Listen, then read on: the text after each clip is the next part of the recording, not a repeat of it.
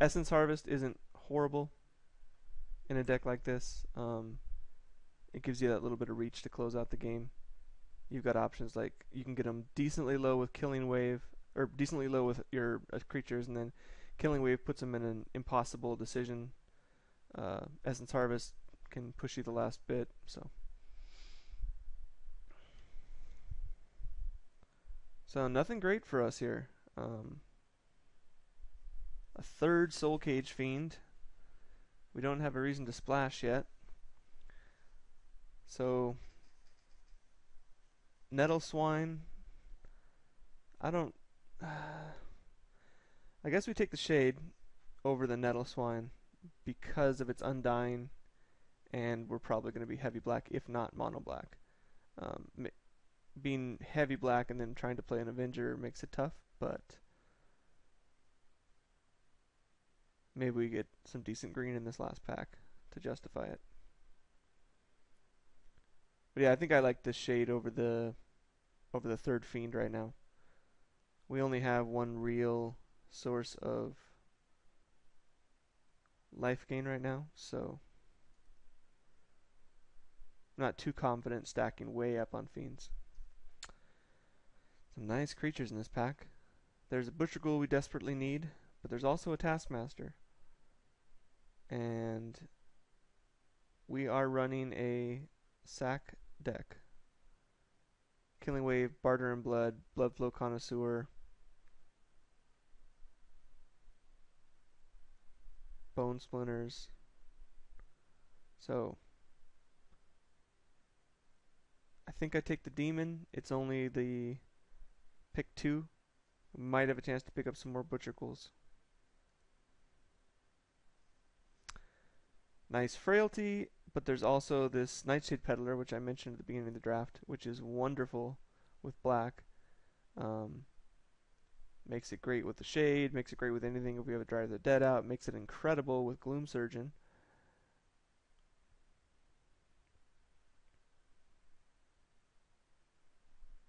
So, double Ghoul Flesh, Bone Splinters, Barter and Blood, possible Grave Exchange, and then our 2 X spells. I think that's enough that I can risk missing out on this Human Frailty for this Peddler. And we get a Homicidal Seclusion, which reinforces our sacrifice game plan, reinforces our choice on the Taskmaster over other things. And then we're also just not missing out on much. We're missing out on a Geist. Maybe we get Natural End back for the sideboard. This card is ridiculous. Okay, so I don't see us playing a second Trappers. I could potentially see us running 2 Twins, though. Harvester of Souls, Twins, and then maybe not even playing the Geist Trappers or the Exquisite Blood, just doing a Homicidal Seclusion and then 3 6-drops. That's pretty heavy. Not playing this main deck. Probably not playing the Crypt Keeper.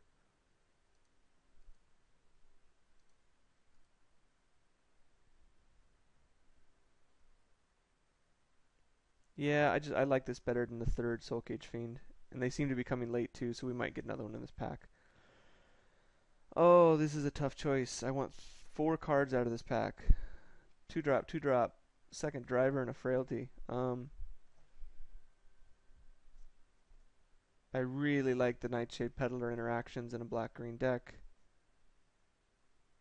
But destroy target human.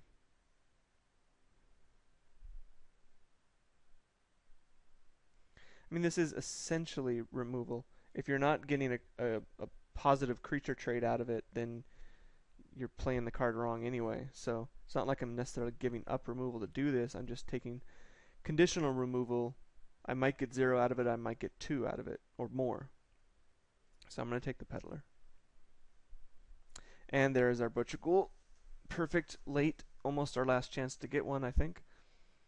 So I'm not playing the Crypt Keeper at this point. Timberland Guide is quite nice, actually. Um, beefing up a Gloom Surgeon is really nice. Beefing up the Avenger. Beefing up anything if we have Homicidal Seclusion out.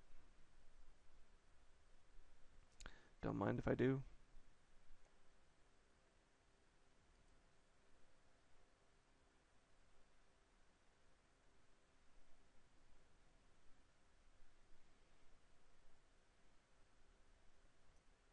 So at this point, I don't think I'm playing these two 5-drops.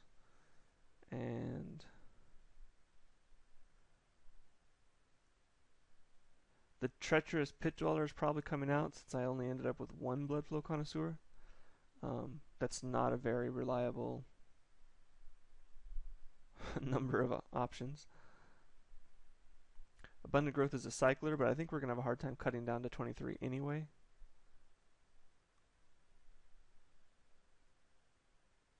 So do we hit out a Shieldmate or what? Just take the other Grave Exchange. And do we have enough vampires to warrant taking a Duelist here? I don't think so.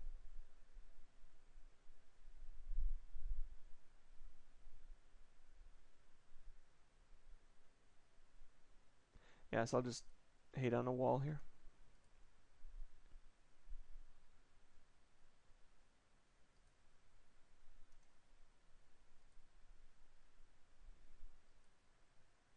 Predator's Gambit's a decent sideboard card.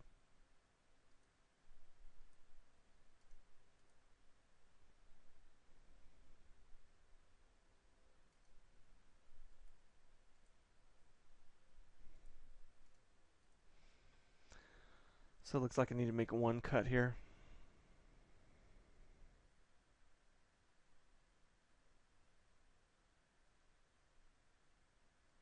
Not too concerned in getting up to our 6/6 drops. We've got a lot of stalling going on.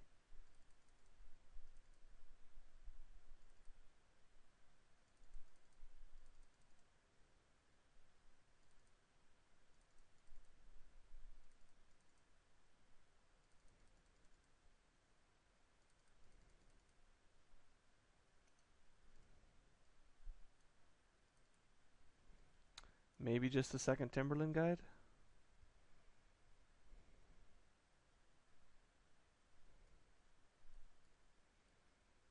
And we've certainly gotten in some flying defense if we need to. If they're a slightly slower deck and they're not playing aggro multi-creature strategy, we've got these. This is a little slow to actually be a reactive choice on a sideboard, but Agony's decent. If they've got some bombs, we've got stuff.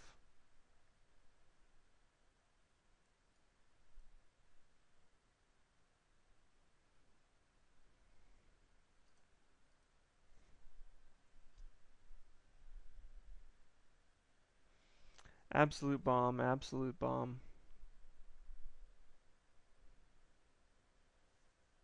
4 nice removal. I kind of wish we had one of those 2 human frailties, but I believe they both came at the expense of Nightshade Peddlers.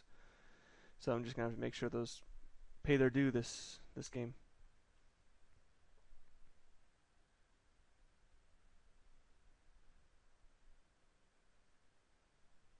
It makes sense to cut a green card here if we're gonna be running light on forests.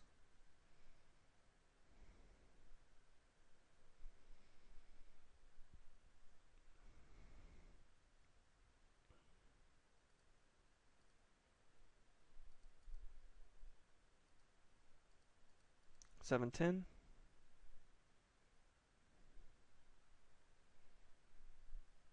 Fine with that. I'd rather consistently be hitting Soul Cage Fiends than getting that Avenger just on turn 3.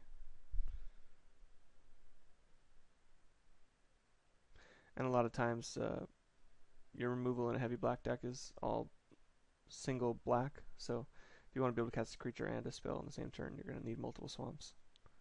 Even though if you just look at your cards, you might think, oh, single black, single black. All right, see you round one.